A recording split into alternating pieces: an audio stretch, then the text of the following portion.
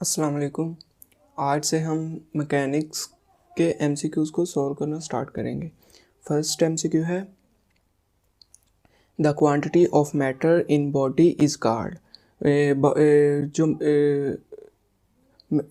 Body के अंदर एक मैटर की क्वांटिटी होती है उसको हम क्या बोलते हैं? तो उसको हम एक्सेलरेशन बोलते हैं, वेलोसिटी बोलते हैं, मास बोलते हैं या टेंशन बोलते हैं। जो क्वांटिटी ऑफ मैटर होती है बॉडी के अंदर उसको हम मास बोलते हैं। तो ये डेफिनेशन है मास की।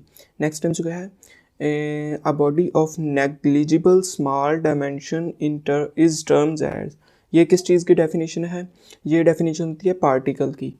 तो पार्टिकल को हम करेक्ट चूज़ करेंगे। नेक्स्ट टाइम क्या है, the concept of particle is an ideal one and represent a geographical dash which possess mass. तो ये पॉइंट की डेफिनेशन है। तो एलिप्स होगा, ट्राइंगल होगा, सर्कल होगा या पॉइंट होगा। हमें पता है कि पार्टिकल को हम किस तरह शो करते हैं, ये चीज़ उसने पूछी है, तो उसको हम एक पॉइंट से शो करते हैं। तो D option is correct option.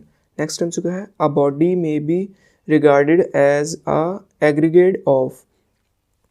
A body को हम किस चीज़ से रिगार्ड करते हैं?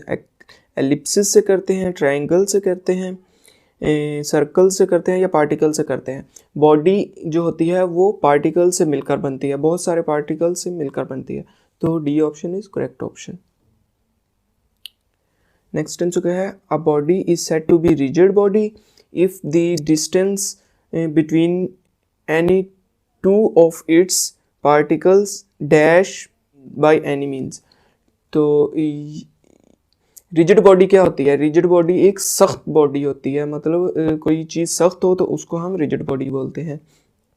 तो इसमें पार्टिकल्स एक दूसरे से जुड़े होते हैं और जगह चेंज नहीं करते। फर्स्ट ऑप्शन है A does not remain unchanged. Remain unchanged, हम उनको उसको किस तरह से भी हिलाते रहें तो उसमें कोई भी हरकत नहीं थी, तो उसके पार्टिकल्स के अंदर कोई भी चेंज नहीं होता। तो B option is correct option. Next time से क्या है, a body is said to be rigid body. एक बॉडी जो है उसको हम रिजिड बॉडी बोलते हैं if it dash its shape in any way. Changes, does not changes, changes rapidly, none of this.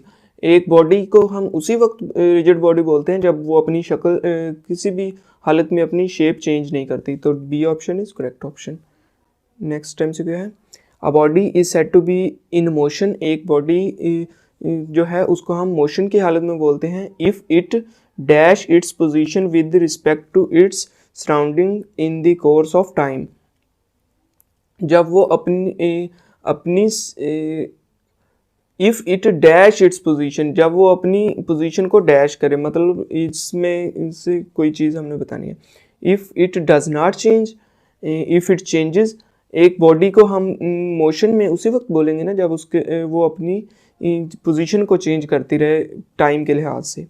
तो B option is correct option. Next time से क्या है, a body is said to be at rest. एक body है उसको rest में कब बोलेंगे? If it dash its position with respect to its surrounding in the course of time. जब वो टाइम के लिहाज से अपनी जगह चेंज ना करे तभी वो रेस्ट में होगी। तो A option is correct option. Next time से क्या है, rest and motion of a body are dash concepts. Rest and motion जो हैं वो बॉडी के कौन से कॉन्सेप्ट्स हैं, ये हमने बताना है। एब्सोल्यूट कॉन्सेप्ट्स हैं, डज नॉट रिलेटिव हैं या रिलेटिव कॉन्सेप्ट्स हैं? ये रिलेटिव कॉन्सेप्ट्स हैं। नेक्स्ट टाइम से क्या है, the physical quantity which changes are tends to change the state of rest or motion of a body is called। Physical quantity, body की physical quantity जो rest से अपनी हालत को चेंज करती रहे उसको हम क्या बोलते हैं? जो एक बॉडी को रेस्ट की हालत से चेंज करती है उस फिजिकल क्वांटिटी को हम क्या बोलते हैं? फोर्स बोलते हैं, एक्सेलरेशन बोलते हैं, वेलोसिटी बोलते हैं या नॉन। फॉर एग्जांपल एक बॉडी है हमारे पास, उस पर हम कोई फोर्स ही लगाएंगे तभी वो अपनी रेस्ट हालत से चेंज होगी। तो B option, A option is correct option. Force is correct correct option. Next answer क्या है, the line passing through the point of application in the direction of force is called dash of action of force. एक body पे हम अगर force लगाएं, ठीक है, तो वो फोर्स से बॉडी जिस लाइन में चेंज करेंगी उसको हम क्या बोलते हैं, सर्कल बोलते हैं, पॉइंट बोलते हैं, लाइन बोलते हैं, या लाइन ऑफ फोर्स ही बोलते हैं उसको। नेक्स्ट में क्या है, the point of application of force F is. ये हमारे पास एक शेप बनी हुई है, इस पे फर्स्ट पॉइंट है A B C and D. तो इस पे जिस पॉइंट पे फोर्स लग रही है उस पॉइंट का हमने बताना है। तो इसमें साफ नज़र आ रहा है कि ए पॉइंट पे एफ फोर्स लग रही है, तो इसमें से ए पॉइंट जो है वो करेक्ट ऑप्शन है। नेक्स्ट हम जो है, the two force systems are said to be dash force system if one system can be replaced by other system without disturbing the end of rest और मोशन ऑफ द बॉडी। इसमें है दो force के system को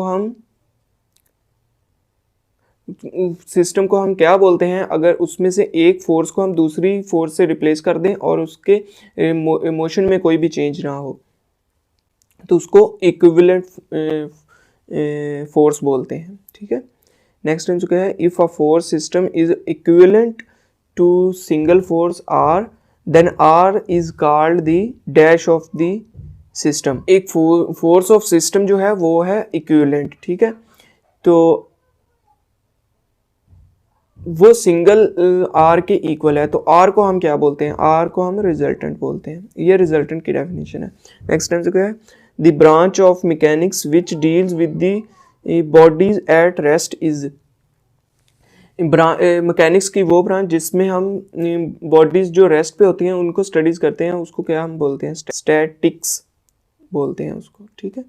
next time से क्या है, the branch of mechanics which deal with the bodies in motion. और मैकेनिक्स की वो ब्रांच जिसमें हम बॉडीज़ को मोशन में डील करते हैं उसको हम बोलते हैं डायनामिक्स। ये डेफिनेशन है डायनामिक्स की, ऊपर वाली स्टैटिक की थी। नेक्स्ट टाइम जो है, dash treats of geometry of motion of bodies without taking into account their masses and forces acting on them. ऐसे मोशंस जिनमें हम मैसेज और फोर्सेस को अकाउंट में नहीं लेके आते, मतलब उनको हम नेग्लिजिबल कर देते हैं, उस फोर्सेस को हम क्या बोलते हैं, काइनेटिक्स, ठीक है। नेक्स्ट टाइम जो क्या है, dash is concerned with the relation between the forces acting on the bodies and the resulting force। और इसमें से काइनेटिक्स जो होती है वो उसमें हम वो रिलेशन बयान करती है फोर्सेस का और रिजल्टिंग मोशन का, ठीक है। नेक्स्ट टाइम जो है, classic mechanics is also known as dash mechanics. Classic mechanics जो है उसको हम और क्या बोल सकते हैं, न्यूटोनियन मोशन मैकेनिक्स भी बोलते हैं, ठीक है। C option is correct option.